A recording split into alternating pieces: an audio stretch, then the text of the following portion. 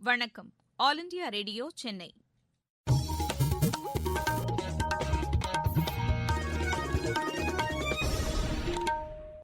மாநில செய்திகள் வாசிப்பவர் சுமதி. தலைப்புச் செய்திகள்: மனித முன்னேற்றத்திற்கான உயிர் நாடியாக அறிவியல் உள்ளது என்று குடியரசு துணைத் தலைவர் திரு வெங்கையா நாயுடு தெரிவித்துள்ளார். கோவிட்-19 தொற்றுக்கான தடுப்பூசி முன்களப் பணியாளர்கள் உள்ளிட்ட 30 கோடி பேருக்கு முதலில் செலுத்தப்படும் என்று மத்திய சுகாதாரத்துறை அமைச்சர் டாக்டர் ஹர்ஷ்வர்தன் கூறியுள்ளார்.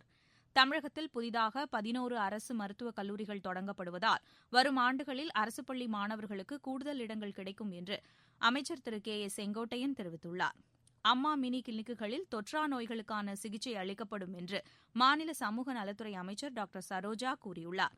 இந்தியாவுக்கு எதிரான 2வது டெஸ்ட் கிரிக்கெட் போட்டியில் டாஸ் வென்ற ஆஸ்திரேலியா முதலில் பேட் செய்து வருகிறது. இனி விரிவான செய்திகள். மனித முன்னேற்றத்திற்கான உயிர் நாடியாக அறிவியல் உள்ளது என்று குடியரசு துணைத் தலைவர் திரு வெங்கையா நாயுடு தெரிவித்துள்ளார். இந்தியா சர்வதேச அறிவியல் திருவிழாவில் நேற்று நிறைவுரையாற்றிய அவர், அறிவியல் மனநிலையை வளர்ப்பது நமது அடிப்படை கடமையாக இருக்க வேண்டும் என்று கேட்டுக் கொண்டார். அறிவியல் அடிப்படையிலான தகவல்களை கொண்டு முடிவுகளை மேற்கொள்ள வேண்டும் என்றும் அவர் குறிப்பிட்டார். கோவிட்-19 தொற்றுக்கான சிகிச்சைகள் மற்றும் தடுப்பூசிகள் குறித்து தவறான தகவல்களை பொதுமக்கள் நம்பக்கூடாது என்றும் அவர் கூறினார். இந்நோய் தொற்றுக்கு எதிரான தடுப்பூசியை உள்நாட்டிலேயே விஞ்ஞானிகள் தயாரித்திருப்பது பாராட்டத்தக்கது என்றும் அவர் தெரிவித்தார். இந்தியாவிலேயே தயாரிக்கப்பட்ட கோவிட்-19க்கான தடுப்பூசி மிக விரைவில் பயன்பாட்டிற்கு வரவிருப்பது மகிழ்ச்சி அளிப்பதாகவும் திரு வெங்கையா நாயுடு தெரிவித்தார். இந்த நிகழ்ச்சியில் பேசிய மத்திய அறிவியல் தொழில்நுட்பத்துறை அமைச்சர் டாக்டர் ஹர்ஷ்வர்தன், இந்தியா சர்வதேச அறிவியல் திருவிழா ஒரு அறிவியல் இயக்கமாக உருவெடுத்துள்ளது என்று கூறினார். மக்களுக்கும் அறிவியலுக்கும் இடையிலான தொடர்பை இதுபோன்ற விழாக்கள் மேலும் நெருக்கமாக்கிக் கொள்வதாகவும் அவர் தெரிவித்தார். கோவிட்-19 தொற்றுக்கான தடுப்பூசி சுகாதார ஊழியர்கள், தூய்மை பணியாளர்கள் உள்ளிட்ட 30 கோடி பேருக்கு முன்னுரிமை அடிப்படையில் முதலில் செலுத்தப்படும் என்று மத்திய சுகாதாரத்துறை அமைச்சர் டாக்டர் ஹர்ஷ்வர்தன் தெரிவித்துள்ளார்.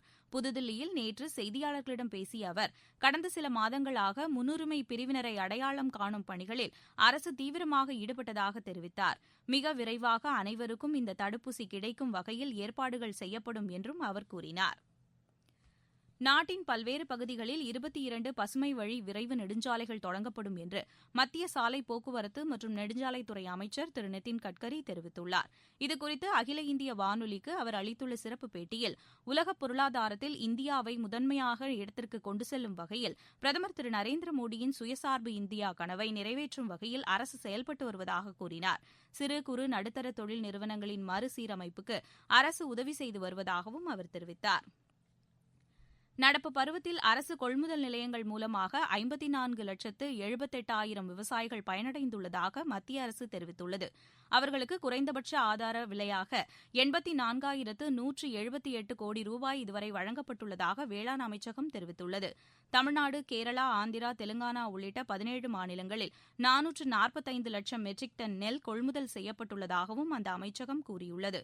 தற்போதுள்ள குறைந்தபட்ச ஆதரவு விலையின் கீழ் நடப்பு பருவம் முழுவதும் விவசாயிகளிடமிருந்து நெல் கொள்முதல் செய்யப்படும் என்றும் அரசு அறிவித்துள்ளது.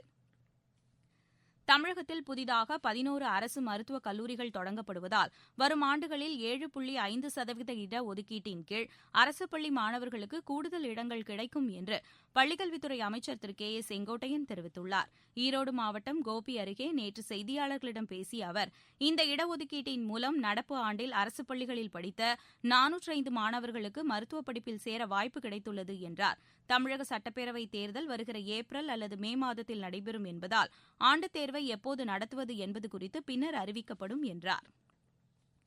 சிதம்பரம் நடராஜர் கோவிலில் ஆருத்ரா தரிசன விழாவில் பங்கேற்க வெளிமாவட்ட பக்தர்களுக்கு விதிக்கப்பட்ட தடையை எதிர்த்து தொடரப்பட்ட வழக்கில் தமிழக அரசு விளக்கம் அளிக்க சென்னை உயர்நீதிமன்றம் உத்தரவிட்டுள்ளது. கோவிட்-19 தொற்று காரணமாக பிறப்பிக்கப்பட்ட ஊரடங்கு தளர்த்தப்பட்டுள்ளதாலும் இ பாஸ் நடைமுறை ரத்து செய்யப்பட்டுள்ளதாலும் பிற மாவட்ட பக்தர்களை தனிமனித இடைவெளியுடன் ஆருத்ரா தரிசன நிகழ்ச்சியில் பங்கேற்க அனுமதிக்கும்படி மாவட்ட நிர்வாகத்திற்கு உத்தரவிடக் கோரி தாக்கல் செய்யப்பட்ட மனுவை விசாரித்த நீதிபதிகள் இவ்வாறு உத்தரவிட்டனர். இந்த வழக்கில் அரசு தரப்பில் விளக்கம் அளிக்க அவகாசம் கோரப்பட்டதை அடுத்து வழக்கு விசாரணையை நாளைய தினத்திற்கு நீதிபதிகள் ஒத்திவைத்தனர். நீங்கள் கேட்டுக்கொண்டிருப்பது ஆல் இண்டியா ரேடியோவின் மாநில செய்தி அறிக்கை. கோவிட்-19ற்கு எதிரான போரில் நமக்கான 3 கவசங்கள். முகக்கவசம் அணிவோம், தனிநபர் இடைவெளியை கடைபிடிப்போம், கை மற்றும் முக சுத்தம் பராமரிப்போம். தமிழகம் முழுவதும் தொடங்கப்பட்டுள்ள அம்மா மினி கிளினிக்குகளில் தொற்றா நோய்களுக்கான சிகிச்சை அளிக்கப்படும் என்று மாநில சமூக நலத்துறை அமைச்சர் டாக்டர் சரோஜா தெரிவித்துள்ளார். நாமக்கல் மாவட்டம் ராசிபுரம் அருகே காக்காவேரி, வேலம்பாளையம் ஆகிய இடங்களில் 2 மினி கிளினிக்குகளை நேற்று திறந்து வைத்த பின்னர் செய்தியாளர்களிடம் பேசிய அவர், ரத்தத்தில் சர்க்கரை அளவை கண்டறிதல், சிறுநீரில் சர்க்கரை மற்றும் புரதம் பரிசோதனை, பேறுகால முன் கவனிப்பு உள்ளிட்டவைகளையும் இந்த மினி கிளினிக்குகளில் செய்யப்படும் என்றார். நாமக்கல் மாவட்டத்தில் 53 மினி கிளினிக்குகள் தொடங்கப்பட்டுள்ளதாகவும் அவர் கூறினார். ராசிபுரத்தில் புறவழிச்சாலையின் 2வது கட்ட பணிகள் விரைவில் தொடங்கப்படும் என்றும் அவர் தெரிவித்தார். ராசிபுரம் புறவழிச்சாலையை முதல் கட்டமா நம்ம போட்டு முடிச்சிட்டோம். 2வது கட்டமும் பாவை என்ஜினியரிங் காலேஜ் வரைக்கும் வந்துடும். அப்பநாயக்கன்பட்டியில இருந்து தண்ணீர் பந்தல் காடு வரைக்கும் 29 கோடி ரூபாய் நிலம் ஆர்ஜிதம் செய்வதற்காக மட்டும், திட்டத்தினுடைய மதிப்பீடு அல்ல. 8 கிராமங்கள் வழியாக நிலம் ஆர்ஜிதம் செய்யப்படும். அந்த திட்டமும் மிக விரைவில் ராசிபுரம் பைபாஸ் 3 பிரிவுகளும் உடனடியாக செயல்பாட்டுக்கு வரும். ராசிபுரம் நகராட்சி, 5 பேரூராட்சி, 3 ஊராட்சி ஒன்றியங்கள் ஆகிய அனைத்து பகுதிகளுக்கும் நிரந்தர கூட்டு குடிநீர் திட்டத்தை கொண்டு வந்து பொதுமக்களுடைய குடிநீர் தேவையை பூர்த்தி செய்கின்ற வகையிலே 1030 கோடி ரூபாய் ஒதுக்கீடு செய்து ஏறத்தாழ 1500 ஊரக குடியிருப்புகள் நிரந்தரமாக பயன்பெறும் வகையிலே மிக விரைவில் அந்த திட்டம் மாண்புமிகு முதலமைச்சர் அவர்களால் அடிக்கல் நாட்டப்படும் என்ற நற்செய்தியை இந்த நேரத்தில் நான் தெரிவித்துக் கொள்ள கடமைப்பட்டிருக்கின்றேன். திண்டுக்கல் மாவட்டம் பழனி அருள்மிகு தண்டாயுதபாணி திருக்கோவிலில் நாளை மறுநாள் முதல் பக்தர்கள் பயன்பாட்டிற்காக ரோப் கார்கள் இயக்கப்பட உள்ளதாக கோவில் நிர்வாகம் அறிவித்துள்ளது. கோவிட்-19 தொற்று காரணமாக நிறுத்தி வைக்கப்பட்டிருந்த இந்த சேவையை 50% பயணிகளுடன் கடந்த 1ஆம் தேதி தொடங்கப்பட்டது. நாளை முதல் முழு சேவையையும் தொடங்க திட்டமிட்டுள்ளதாக கூறியுள்ள கோயில் நிர்வாகம், ஆன்லைன் மூலம் டிக்கெட் முன்பதிவு செய்த பக்தர்கள் மட்டும் இந்த சேவையை பயன்படுத்த அனுமதிக்கப்படுவார்கள் என்று கூறியுள்ளது. 16வது ஆண்டு சுனாமி நினைவு தினத்தை முன்னிட்டு அதில் உயிரிழந்தவர்களுக்கு சென்னை, கடலூர், நாகை, கன்னியாகுமரி உள்ளிட்ட கடலோர மாவட்ட மக்கள் இன்று அஞ்சலி செலுத்துகிறார்கள். 2004ஆம் ஆண்டு இதே நாள் இந்தோனேஷியாவின் சுமத்ரா தீவில் ஏற்பட்ட நிலநடுக்கத்தை தொடர்ந்து இந்திய பெருங்கடல் பகுதியில் ஏற்பட்ட சுனாமி அலையில் சிக்கி ஏராளமானோர் உயிரிழந்தனர். இருவரிச் செய்திகள். நேபாளத்தில் பிரதமர் சர்மா ஒலி தலைமையிலான அமைச்சரவையில் புதிதாக 5 அமைச்சர்கள் சேர்க்கப்பட்டுள்ளனர். உலகம் முழுவதும் கோவிட்-19 தொற்றால் பாதிக்கப்பட்டவர்களின் எண்ணிக்கை 7,81,94,947 உயர்ந்துள்ளது.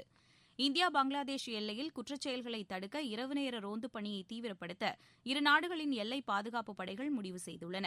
பிரிட்டனில் பரவியுள்ளதைப் போன்றே உருமாறிய கோவிட்-19 தொற்று தென்னாப்பிரிக்காவிலும் பரவி வருவதாக பிரிட்டன் கூறிய கருத்துக்கு தென்னாப்பிரிக்கா மறுப்பு தெரிவித்துள்ளது.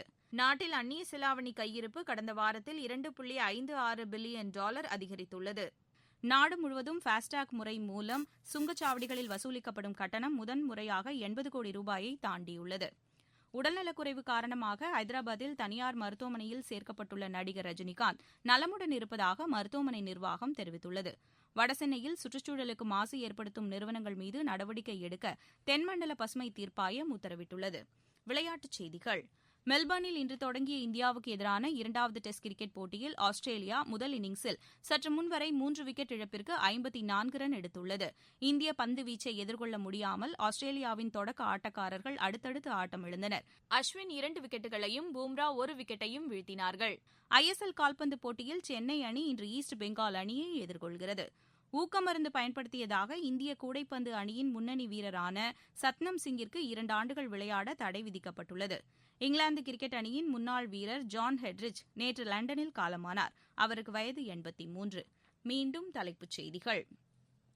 மனித முன்னேற்றத்திற்கான உயிர் நாடியாக அறிவியல் உள்ளது என்று குடியரசு துணைத் தலைவர் திரு வெங்கையா நாயுடு தெரிவித்துள்ளார். கோவிட்-19 தொற்றுக்கான தடுப்பூசி முன்களப் பணியாளர்கள் உள்ளிட்ட 30 கோடி பேருக்கு முதலில் செலுத்தப்படும் என்று மத்திய சுகாதாரத்துறை அமைச்சர் டாக்டர் ஹர்ஷ்வர்தன் கூறியுள்ளார். தமிழகத்தில் புதிதாக 11 அரசு மருத்துவக் கல்லூரிகள் தொடங்கப்படுவதால் வரும் ஆண்டுகளில் அரசு பள்ளி மாணவர்களுக்கு கூடுதல் இடங்கள் கிடைக்கும் என்று அமைச்சர் திரு கே ஏ செங்கோட்டையன் தெரிவித்துள்ளார்.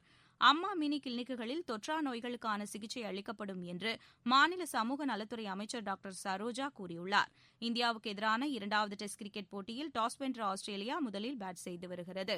செய்தி அறிக்கை நிறைவு பெற்றது. எமது செய்திகளை உடனுக்குடன் AIR News_ சென்னை என்ற ட்விட்டர் பக்கத்திலும், செய்தி தொகுப்புகளை all India radio news Chennai என்ற யூடியூப் சேனலிலும் அறிந்து கொள்ளலாம்.